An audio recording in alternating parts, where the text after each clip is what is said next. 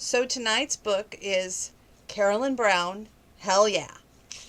Now, that's really after the Gretchen Wilson song Hell Yeah, and she'll get into that during the book, but I want to read the back and the front to you, the back and front cover like I always do. Hell yeah, you will love this book, fresh fiction.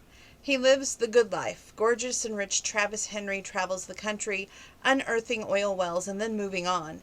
Then the beautiful blue-eyed new owner of the honky tonk beer joint becomes his best friend, and so much more. When his job is done in Texas, how is he ever going to hit the road without her? She's finally found a place that she feels like's home. When Kathy Odell buys the honky tonk, the Knights of the Cowboys and the cowboy tunes come together to create the home she's always wanted. And then walks in a ruggedly handsome oil man who tempts her to trade in the happiness she's found at the honky tonk for a life on the road with him. Will a sexy showdown persuade two stubborn lovers to reveal their true heart's desires, or will they both be left singing the blues?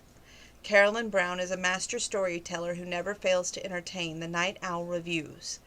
The most difficult thing about reading a Carolyn Brown book is putting it down, fresh fiction, and that's true. And this is the Honky Tonk Cowboy series. We're going to start at the first paperclip. I don't think that there's anything else that I've marked here. She did say that this book is for Joe and Ken Gray with much love. Okay, chapter 1, and you know it's good if I mark the first page. Okay, let's see how far I have not put in a white piece of paper to tell you how far I'm going to read with you tonight. So let's just take it from chapter 1, page 1. 10 hell yeah. The women yelled with Gretchen Wilson as she sang Redneck Woman and asked the Redneck girls to give her a big hell yeah as the New Year countdown began. 9 hell yeah. 8 hell yeah. Everyone held up their plastic flutes of champagne. 7 hell yes. The men in the honky tonk beer joint joined in with the women. 6 hell yeah. 5 hell yeah. Kathy Odell was halfway across the dance floor, headed for the bar, when she stopped to look at everyone who'd been kissing someone in 4 more seconds. She remembered the previous year when she had someone to kiss, even if he did turn out to be a big first-rate son of a gun. She missed the excitement of bringing in a brand new year with a kiss. 4 hell yeah. She looked up to see a cowboy coming right at her. She blinked several times. It wasn't possible. Her imagination was playing tricks like it had for 12 years. 3 hell yes. Watching him across the floor in long strides made her goosebumps the size of mountains rise up her arms. 2 hell yes. Was he deranged or just drunk? If he didn't stop soon, he'd plow right into her. Oh, ow! 1 hell yeah. That noise shook the rafters. He stopped the toes of his scuffed-up boots barely an inch from her feet and wrapped his strong arms around her, tilted her chin, and with the flat part of his fist kissed her hard and passionately. Hell yeah, the whole crowd roared, and when their kisses ended, hell no, Kathy mumbled. She wiped the back of her hand across her mouth, but it didn't take that red-hot sting from her lips. He was exactly what she liked in a man. Tight jeans, denim jacket over a knit shirt, blonde hair. Dear Lord, where were those blue eyes? He looked so much like a grown-up version of her first love that after that kiss, when the time and the noise at last stood still, she wondered why he didn't wear contact lenses. Eyes the color of Texas summer sky stared down into hers from beyond wire-rimmed glasses. A wide grin split his face, showing off perfectly even and white teeth. No one had teeth that perfect. No one except Bobby Cole, and that was water under the bridge that had been burned years and years ago. Evidently a $1,000,000 smile hadn't left much for haircuts, though, because the blonde curls touched his shirt collar. Happy New Year. He had surprised that he could even speak a coherent sentence. He only meant a kiss for the woman for the New Year's. He didn't mean for it to glue his boots to the hardwood dance floor, and put a crap-eating grin on his face. If he had to wipe that smile from his face or eat dirt, he'd have to open his mouth and shovel in a spoonful.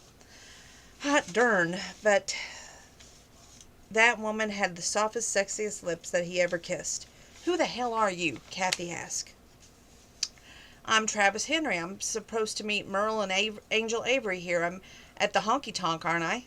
Kathy pointed to the pool tables. His name was Travis Henry, but he damn sure reminded her of Bobby Cole with those pretty blue eyes.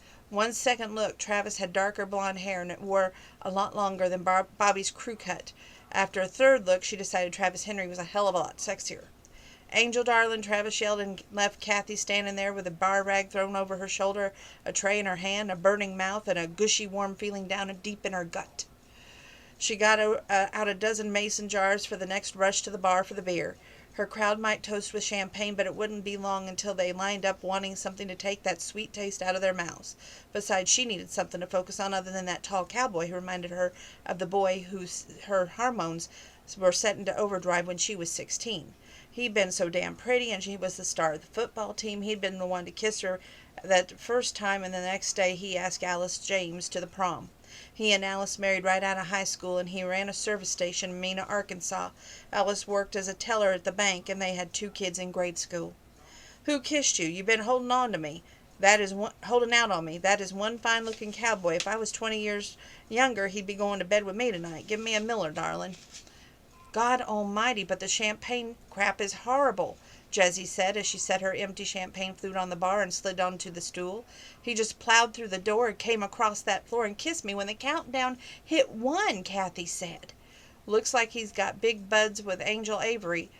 Guess he didn't kiss her because Garrett had a lip lock on her. Wonder if Garrett's kiss is powerful enough to throw her off pool game.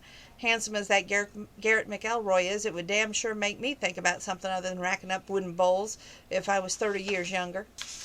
And that was page 2, 3, and 4, and because there's so many paper clips, it's hard to hold. Page 5. Kathy made her way down the bar, refilling the pint-quart mason jars of beer, making an occasional mixed drink, and wiping the spills. When she reached the end toward the pool tables, Travis waited with a bill in his hand. One of them big jars of Coors, not damn light stuff either. "An angel wants a margarita," he said. Page 6.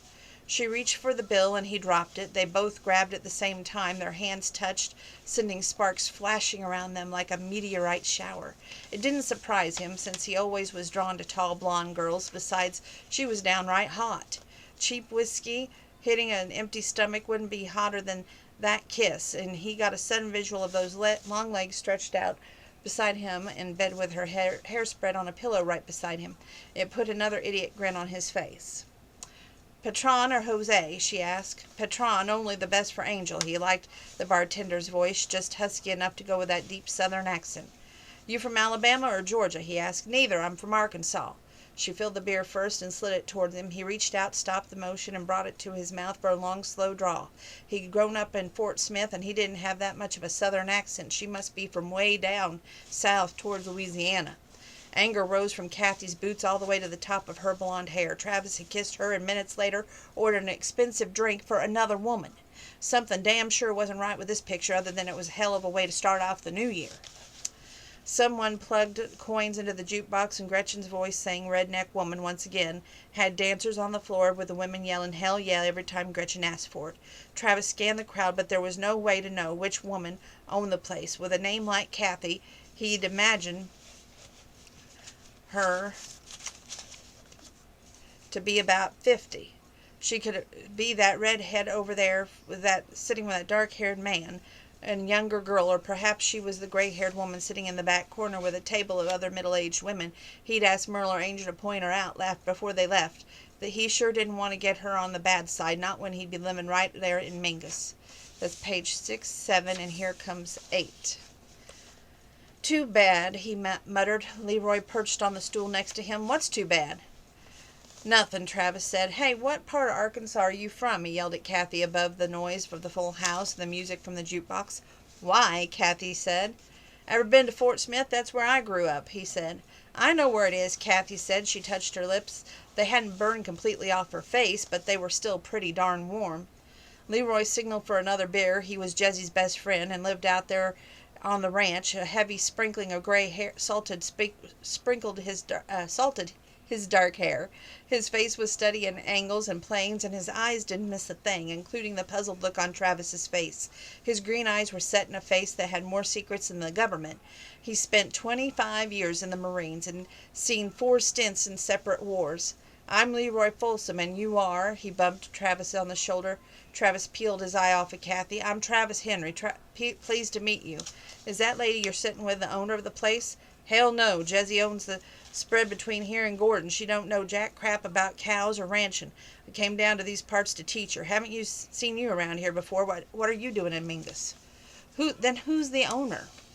That'd be, here's your beer, margarita and change. Angel likes them stout with double shot of Patron. If you're wondering why it's so expensive, what can I get you, Leroy? Something to change the champagne out, something to get that champagne out of your mouth? Kathy asked. Leroy nodded. I need an icy cold Coors. Damn champagne tastes like warm. I'm trying to think of the word. Warm crap is what we're going to replace that with. How would you know what warm crap tastes like? Kathy asked. Leroy leaned across the bar. I'd tell you, but then I'd have to kill you. That line is so old it's threadbare. Kathy handed him the beer, took his money, and headed down to the bar. Someone waved to get her attention. You know Kathy? Leroy asked. Nope, Travis answered. Then why you kiss her? It was just a New Year's Eve kiss, Travis said. You stole my kiss, Leroy told him. Kathy had worked her way back down the bar and got in on the end of the conversation. She shook her finger at Leroy. He didn't steal your kiss. You were locking lips with that cute little brunette out there on the dance floor. And I wouldn't have kissed you anyway, Leroy. You're old enough to be my father. Hey, I'm only 18 years older than you. That's not even enough for a May-December. My father was only 18 when I was born, Leroy sighed. When I was wearing a uniform, women didn't hurt my feelings like that.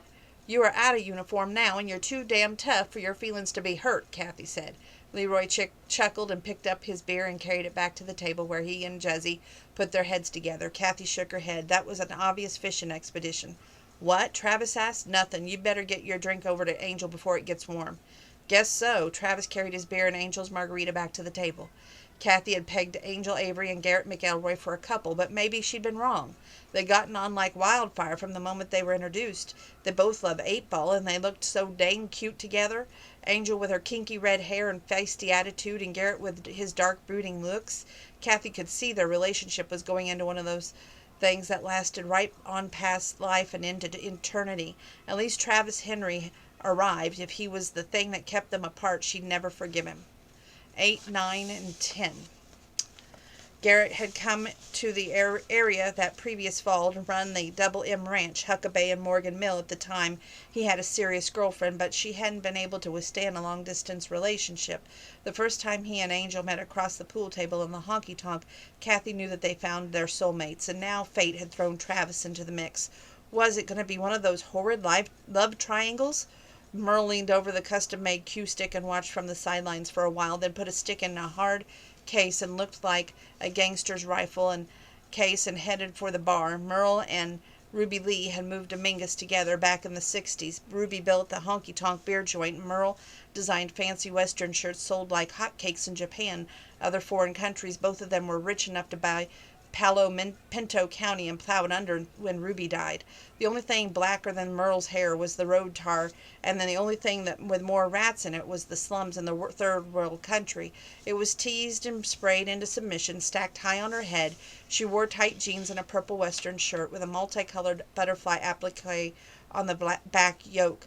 To reach her 5 foot, she had to rely on cowboy boots with a heel. That night they were yellow and matched a western belt with big rhinestone buckles in the shape of a horseshoe. So Travis kissed you, she hopped up on an empty bar stool.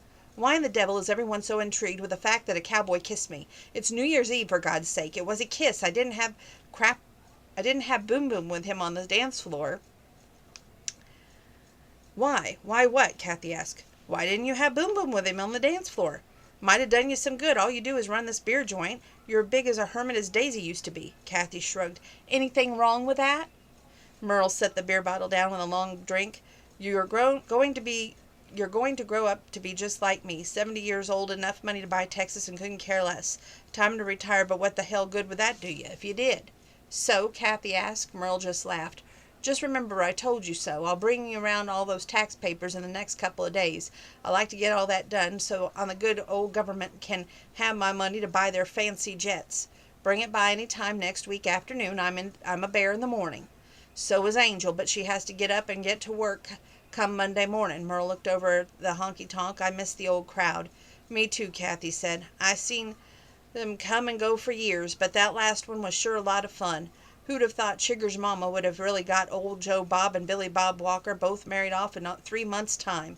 Kathy shivered. You see that woman coming, you yell right loud, and I'll light a shuck for higher country. I swear, if she wasn't religious, she'd be selling voodoo out of the back of her door. She might be anyway. The religious thing might be a cover-up to keep them from stringing her up. They don't hang witches. They burn 'em at stakes, Merle laughed. Why are you so afraid of that woman?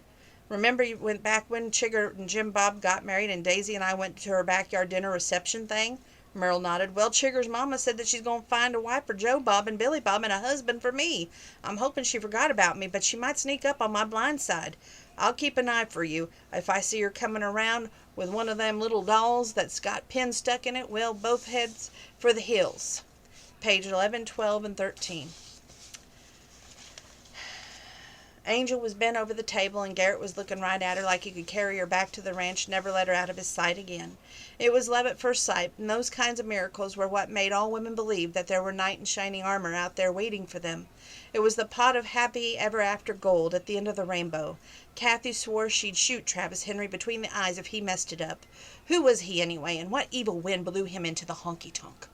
Travis had a hip propped on the side of the table of the pool, and Merle had said something to him, and he smiled. Heat vibrations started in the depth of Kathy's heart and warmed her from the inside out. Between customers, she stole glances the way that looked her fill of him, and he was at least 6 feet 3 inches because he was slightly taller than she was. He had dishwater blonde hair with that just crawled out of bed look, light brown, thick lashes and brows, nice wide chest that narrowed to a tight, firm rear end. The whole picture set her hormones singing one of Dolly's old tunes. Why'd you come in here looking like that? Sorry, I had to do that.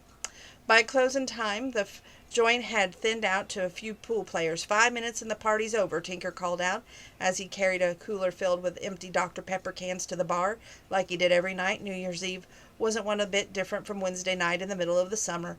Closing time was closing time, and he always told the hanger-on that it was time to go 5 minutes until the hour. That's page 13. Here's page 14 and 15. He was the size of a double-door refrigerator, shaved his big round head, and he had eyes that could stop an armor-piercing bullet on one glance. Folks might have his balls to start fighting honky-tonk, but they didn't keep them long enough to finish it. And no one argued with Tinker when he said the honky-tonk was shutting the doors in 5 minutes. I'll get that money back next week, Garrett told Angel as he slung back his arm around her shoulder and walked out with her. Don't hold your breath until you do, Angel said. And don't bet the ranch on it, Merle said. You'd do well to buy a table and get some practicing at home, boy. Been thinking about that very thing, he said. Thanks for the kiss, Travis threw over his shoulder at Kathy as he followed them out. You surely are not welcome, Kathy hollered at him. He stopped so fast he almost pitched forward before he caught his balance. What did you say? I said, you are not welcome. If you ever do that again, I intend to whip your sorry butt, she said. You'd better bring your lunch and your best friend. It'll be all day affair, he smarted off. Tinker took a step. Kathy caught his eye and shook her head. I can take care of this. Tinker sat down on the bar stool, folded his massive arms across his chest, and said, You don't want to tangle with her, mister. Ever hear of an equalizer? Well, I'm her equalizer. She can't take care of you, then she nods at me, and believe me, I can. If the lady says she doesn't want another kiss from you, I reckon you damn sure better not kiss her again. Kathy was shocked. She'd never heard any of the words from Tinker all combined, much less at one time. Travis shot her a dirty look and stormed out of the joint. He hadn't gone into the beer joint with intentions of making anyone angry. He thought the kiss was a damn fine one, so why was she so angry? Was that good-looking redneck woman married? Crap, was she married to the bouncer? What in the hell had he done? That was page 14. We're on 15. Kathy kicked off her sneakers and propped her feet on the table as she tilted up the long-necked bottle of Coors, down a fourth of it before coming up for air with a healthy burp. And it was proof positive that I'm a redneck woman. Happy New Year's to me. She raised her bottle high and looked around at the mess. It would take most of the next morning to clean it, but that's life in a bar owner. Daisy had taught her that in the very beginning. Have a beer to relax and go to bed after closing. Get up the next morning to sweep up the mess and mop the floors, restock, prepare for the night's business. The honky-tonk phone sitting on the bar rang, and she ran to answer it. Caller ID let her know it was Daisy calling from northern Oklahoma. "Daisy, I survived," she shouted excitedly into the phone. "I made it through the first big holiday, and everything went good except for one incident. Tinker only had to break up one fight, and that was between two women who bared their claws over an old boyfriend. Tinker put them out on the porch to cool off, and they came back inside a few minutes later, giggling like schoolgirls with their arms around each other." "I knew you'd do fine," Daisy said. "What are you still doing up?" Kathy asked. "Party ain't over here yet," Daisy said. "I just wanted to tell you Happy New Year." Kathy sighed. "I miss you." "Me too. Now, but what about this incident?" "I'd love to see your face when I tell you, but here it goes." Kathy told her story about being kissed on the dance floor by Travis Henry. "Did you deck him?" Daisy asked. "No, I didn't. I was too damn shocked. Remember when we were 16 and you loaned me that old junker to go to the football game so I could watch Bobby Cole play? Remember he was the quarterback and I had a horrible crush on him?" Daisy giggled. "I remember that you totaled my car. Seems like I do remember that you were going to the football game. Well, Travis Henry reminded me of that quarterback. I swear the devil sent him to tempt me. He evidently is a friend of angels and just passing through.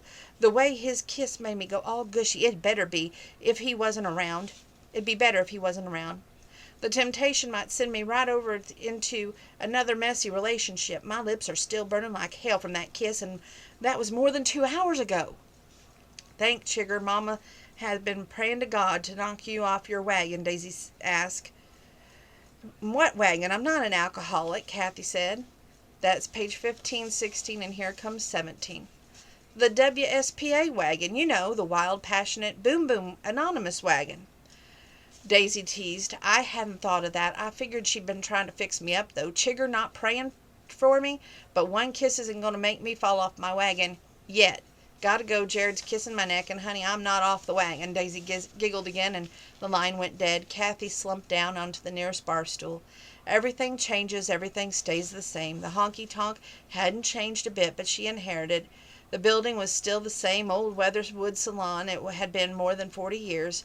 The 2 old jukeboxes stood on the south wall with the pool tables. The bar still stretched out the length of the back of the big rectangular room. The neon sign flashed honky tonk from the 8 o'clock until 2, but the customers had changed, and yet they stayed the same, if that was possible. Human nature didn't change time, blood, or tears. Folks who liked to party and shoot pool stayed the same from one year to the next, only their faces changed. A picture of Chigger back in the glory days flashed in Kathy's mind, along with her mother and the curse she'd put on unmarried folks at the reception. Kathy moaned out loud. "I do not want a husband. A nice long affair might be nice, though. Say 6 months' worth of romping around with Travis Henry in a big king-size bed with a fancy motel like a jacuzzi." She fanned her face with the back of her hand. "Get thee behind me, Satan. I've sworn off men. Besides, the way he kept looking at me says he's damn sure wouldn't be interested in a bartender for more than anything a quick one-night stand." That was 16, 17. Here comes 18, 19, and 20. She tipped the bottle back again. She missed Daisy, even if she did enjoy having a bed and having to pull out a sofa every night like she did when Daisy shared the apartment. She couldn't wish things would go back to the way they were because Daisy was so happy. But sitting there in the deafening quietness, she wished she had someone to share the rest of the night with. She looked across the dance floor into her apartment. She didn't even have to go outside to drive her home, but the distance from the table to the door looked so about 20 miles to her sore, tired feet. Back 8 years ago when Daisy inherited the apartment with a job, it came with one rule: no men in the apartment. Ruby told Daisy that she didn't care if she got boom boom, but to do it in a hayloft or a motel, somewhere away from the honky-tonk so that she'd have time to think before she acted. Daisy had abided by it and told Kathy it would save her a ton of heartache if she did the same. The question of whether she would or not never came up until that moment. Would she let Travis into the apartment if he showed up? A cold breeze waved Kathy over and made her shiver. Does Ruby's spirit still live in the tonk? She wondered as she forced her tired legs to stand up and turned off the honky-tonk lights. Yep, I think it does. It has to be the spirit of the honky-tonk, or else I'd have that cowboy's jeans down round his ankles, and he'd be back to bed, and I'm a grown woman. I don't pine after whatever I can't have. I go after it, and if I let it go, I decide later on which one I want to do. Probably won't have to decide, though, because he won't ever come back here again. The living room still had the same leather sofa Daisy had left behind, and the entertainment unit housed a television, a CD player. Kathy had added a rocking chair with a bright yellow cushion and grouping of pictures of her family on one wall behind the sofa. Scented candles were scattered everywhere, aromas blending to give the whole apartment the smell of a candle shop. Kathy looked at the pictures of her mother and father on their wedding day. They had both been gone for several years now, but time hadn't erased a longing to talk to them. There was an old black and white photo of her grandparents and several of her and Daisy when they were kids, when they went fishing with Grandpa Odell's pond, making cookies with Granny Odell, camping out at the foot of the mountain with the whole family. Perched on the TV and the end tables were photos of happy times in Mingus. Kathy and Daisy at Daisy's wedding in the previous fall. One of Kathy just seconds after she caught the bride's bouquet. Evidently the old wives' tale about the girl who caught the bouquet being the next bride was an urban myth. Joe Bob and Billy Bob had both beat her to the altar and stopped coming into the honky tonk when they did. Nothing but, be it a man or woman or an angel with a golden halo walking a tightrope, be it bearing roses and singing Redneck Woman, would keep her from the honky tonk. That was pure guaranteed gospel, and could be written in stone propped up beside the neon honky tonk sign. I'm glad I came to Mingus, and I'm so tired that if I don't get a shower I'm going to fall down on this floor and wake up tomorrow morning smelling like the bottom of a 2-day-old ashtray, she mumbled. That was 1819, and here comes 20. She tossed her jeans and t-shirt in the general direction of the hamper at the end of the hallway and headed for the bathroom, where she let the water warm up before she stepped inside, lathered her hair, and let the hot water beat down on her tired shoulders. When she finished, she wrapped a towel up, patted her back to her bedroom, and put on her favorite pair of faded red pajamas before slipping into the big king-size bed. I might not have put the fear of God into Travis, but that look he shot me after he left me, he never set foot in the tonk again. I wonder what he does for a living. Is he a rancher like Jared, or is he a professional football player for the Dallas Cowboys? Whatever he is, or does, he's one fine-looking cowboy, and his kisses are delicious. She fell asleep quickly and dreamed about Travis. They were arguing on the porch of the honky-tonk about whether or not she was going to sell it.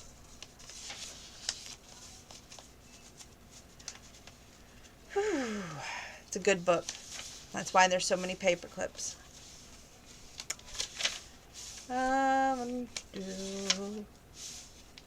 Trying to see where the next stopping point would be if we continued.